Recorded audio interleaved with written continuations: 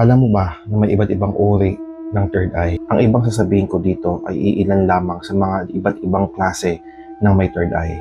Ang isa dito ay yung nakakaramdam ka lang.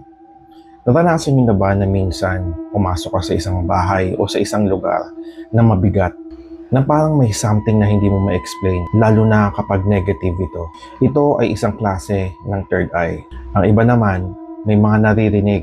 Yung out of nowhere, bigla ka na lang may naririnig na hindi mo rin minsan maintindihan. Parang may bumubulong. At ang pinaka-popular sa lahat is yung typical na third eye na alam natin. Ito yung mga taong nakakakita, nakakaramdam, at nakakarinig. Kumbaga, package na siya, all in one. Minsan kasi mahirap ipaliwanag ang mga ganitong klaseng bagay, lalo na kapag meron kang ability na katulad nito. Andyan yung pwede ka mapagkamalang baliw. Minsan mapagkakamalang papang-addict.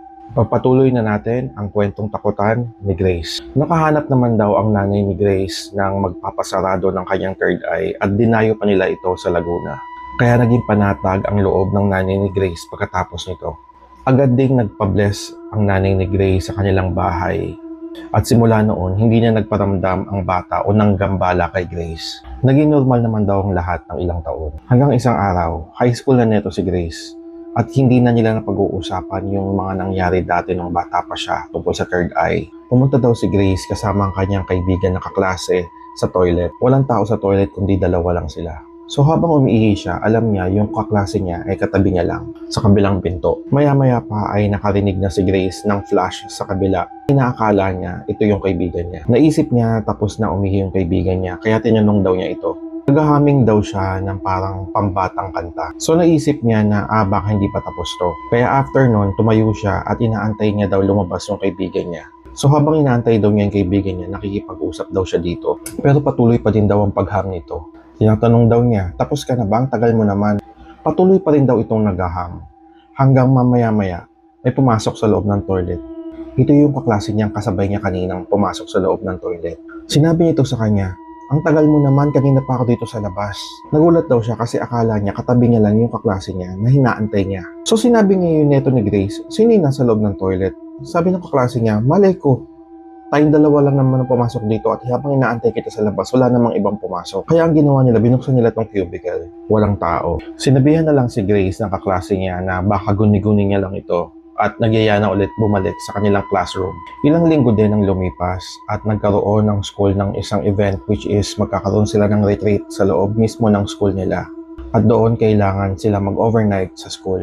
Excited si Grace kasi first time niya makaka-attend sa mga overnight na tulad ng ganito. Kanya-kanya daw silang latag ng mga sleeping bag nila sa loob mismo ng classroom nila. Sa kalagitnaan ng kanyang pagtulog, mga madaling araw na ito, nakaramdam siya ng pag-ihi. Gusto sana niya magpasama pero lahat ng mga kaibigan at kaklase niya ay tulog na. Kaya siya na lang ang pumunta mag-isa sa CR. Nakapatay na daw ang ilaw ng hallway kaya napakadilim nito. Kaya ginamit niya ang kanyang cellphone para sa flashlight. Malayo pa lang daw siya, may naaaninag na daw siyang isang anino na nakatayo sa labas ng toilet. Isang babae daw ito na parang naka-uniform pa. Habang papalapit daw siya ng papalapit, tinanong daw niya kung sino ito. Pero hindi daw sumasagot. Nung malapit na daw siya sa pintuan, bigla na lang daw nawala tong babaeng to. Naisip na lang niya baka pinaglalaruan lang siya ng kanyang imagination at ng kanyang pagkaantok. So nagpatuloy si Grace sa CR. At habang umiihi siya, may narinig na naman daw siya. Ito yung una niyang narinig na may naghaham. Bigla daw siyang kinabahan. Kasi yung ham na yun galing sa labas, palapit ng papalapit kung saan siya umiihi. Hanggang kumakatok daw to sa cubicle kung saan siya umiihi. Hindi daw siya nagsasalita. Ang nasa isip niya lang, gusto niya matapos kagad ang pag-ihi niya. Pagkatapos niyang umihi, binuksan niya kagad yung pintuan, walang tao, at dali-dali siyang lumabas. Nung palabas na siya ng CR at hawak niya na yung doorknob, biglang narinig na naman niya yung ham sa likod niya. Lumingon daw siya, at doon niya nakita ang isang babae na naka-uniform ng pang-school. Pero yung buhok nito, natatabunan daw yung muka. Nakatayo lang daw to sa isang corner ng toilet. Nagmadali daw tumakbo si Grace pabalik ng classroom nila. At wala siyang sinabihan tungkol dito. After ng incident na yon, nakwento niya sa nanay niya yung nangyari. Kinabahan na naman daw yung nanay niya. Kasi alam niya, sarado na ang third eye ni Grace. Kaya hindi na nagdalawang isip pa yung nanay ni Grace at bumalik sila kung saan nagpasarado ng third eye si Grace. Ang sinabi daw sa kanya ng tao, ang mga naturally born na may third eye, pansamantala lang pala itong masasarado. Pero babalik at babalik pa rin ito. Dahil simula pa lang pagkabata, open na ang third eye ni Grace. Sa madaling salita, kahit ilang beses nila ipasarado to, babalik at babalik ang pagkabukas ng third eye ni Grace. Kaya binigyan na lang ng payo at sinabihan itong si Grace na kapag dumating ang araw na nakakakita o may naririnig na naman siyang kakaiba, huwag na lang daw niyang pansinin o huwag niyang kausapin. Dahil kapag nalaman ng mga elementong ito o mga ligaw na espiritu o kung sino man yon na nakikita sila ng isang tao, hindi nila tatantanan ang taong ito. Hanggang isang araw na naginip daw siya. Pasakay daw siya sa bus kasama ang kanyang mga kaibigan at mga kaklase. Bago daw siya pumasok sa loob ng bus, meron daw isang matandang babae na kumausap sa kanya. Nagmamakaawa daw sa kanya na wag daw siyang sumakay dito. Halos paulit-ulit daw yung panaginip niyang to. Ikinuwento na niya sa nanay niya yung panaginip niya kasi parang 4 times na ata ito nangyari. Napaisip daw yung nanay ni Grace at may kinuha ito. Pagbalik nito, ipinakita niya ang litrato ng kanyang yumaong ina. Tinanong daw si Grace kung naaalala niya pa ba itong picture ng babaeng ito. Umiling si Grace at hindi niya matandaan. Ikinuwento ng nanay niya na sinabi nito na nung bata ka, binabantayan ka ng lola mo. Naalala mo nung nasa sementeryo tayo, nagpapaalam siya sa'yo. Sinabi na lang ng nanay ni Grace na tinutupad ng kanyang lola ang pangako nito sa kanya na ilayo sa kapahamakan. Meron kasing paparating na field trip itong sila Grace at malakas ang kutob ng nanay niya na konektado ito sa panaginip niya.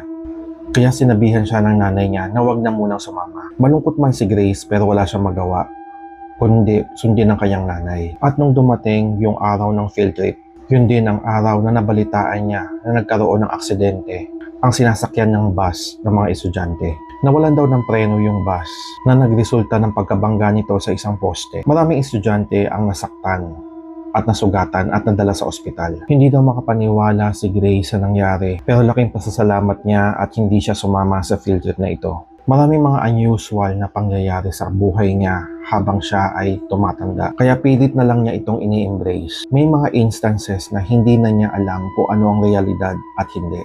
May mga pagkakataon habang naglalakad siya, may nakatitig sa kanya. May mga pagkakataon na may katabi siya na hindi nagsasalita. Lahat ng ito ay kinikimkim niya lang sa sarili niya at hindi niya ito sinasabi sa ibang tao dahil natatakot siyang ma-judge, natatakot siyang masabihan ng baliw, natatakot siyang layuan ng mga tao. Minsan hindi niya na kinakaya at umiiyak na lang siya. Graduate si Grace noong high school at college. Nagdala-dala itong sinatawag nilang gift hanggang sa nakapagtrabaho na siya. One time daw, niyaya daw siya ng trabaho niya manood ng sine. At ang available na oras lang na pwede nilang mapanood ito is yung last full show. Last day na daw kasi ito ng palabas, kaya kailangan nilang mapanood ito. Hindi ko nababanggitin ang pangalan ng mall na ito, basta located dito sa Alabang. Malayo pa lang daw sila sa mall. Hindi na maganda ang pakiramdam ni Grace at mabigat na. Habang bumibili daw sila ng ticket, nagsimula na yung mga pangitain ni Grace. May mga nakikita daw siyang mga nilalang o espiritu na palakad-lakad sa area. Mga nakapanlumang damit daw ang mga ito. At lahat daw ito ay mapuputla at hindi nagsasalita, panay lang daw ang lakad. Hindi daw pinapansin ito ni Grace at lalong-lalo nang hindi siya nakikipag-eye contact. Bago daw sila pumasok sa loob ng sinihan, may mga grupo daw ng mga nilalang na ito sa labas ng pintuan at parang may pagtitipon-tipon. Nag-uusap-usap daw sila pero hindi daw maintindihan ni Grace kung ano yung pinag-uusapan nila. Nung palapit na daw si Grace doon at nakatingin lang daw siya sa floor, napansin niyang biglang tumahimik yung paligid. Pagtaas daw ng ulo niya, biglang lahat daw ng mga nakikita niya ay nakatingin sa kanya. Kaya ang ginawa niya, kinausap na lang daw niya yung katrabaho niya. Para lang hindi mapansin ng mga nilalang na ito na nakakakita siya. Hindi mapanatag si Grace habang nasa loob ng sinihan kasi nga ang bigat ng pakiramdam niya at amoy bulaklak ng patay. Pinagpapawisan daw siya ng malamig at sumasakit na yung ulo niya.